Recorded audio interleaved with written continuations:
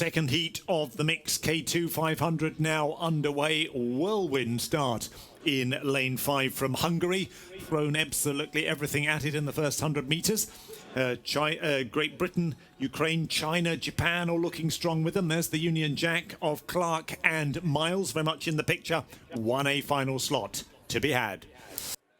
Ja, eins der wenigen Boote, bei denen der Mann vorne sitzt und den Takt vorgibt, das hat den besten Start erwischt. Das ist nämlich der Zweier aus Ungarn mit Lutsch und Opawski. Die beiden sind aus den Blöcken geschossen und haben erstmal die Führung übernommen.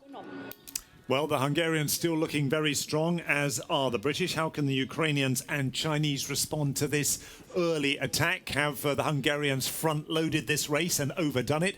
We'll see. Well, certainly at the halfway stage, a good 2-second advantage. That's a lot over this distance. And Great Britain just ahead of Japan and China. Here they come. Jetzt können wir sie auch wunderbar sehen, aber wir sehen auch, hier gab es immer noch die Führung für die beiden Ungarn. Die sind einfach schon mal enteilt. Mit einem massiven Start sind sie direkt nach vorne und bauen diesen Vorsprung weiter aus. Und alles dahinter ist Makulatur, denn nur der Erste qualifiziert sich direkt.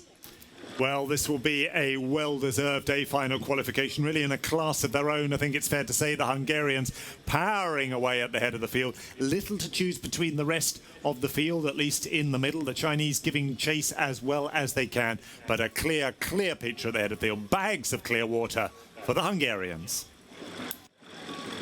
Klare Sache also hier für das ungarische Duo Lutsch-Opawski. Sie haben sich direkt fürs Finale qualifiziert. Die anderen aus Ägypten, Großbritannien, der Ukraine, China und Japan sehen wir nochmal, wenn es im Halbfinale dann um die weiteren Plätze für das Finale geht.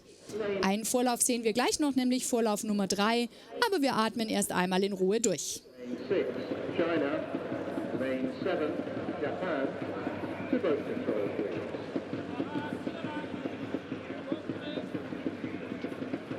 Yes, well, you may be able to hear it in the background, ladies and gentlemen. After every race, a random selection of boats is called to boat control for weighing and checking by the jury.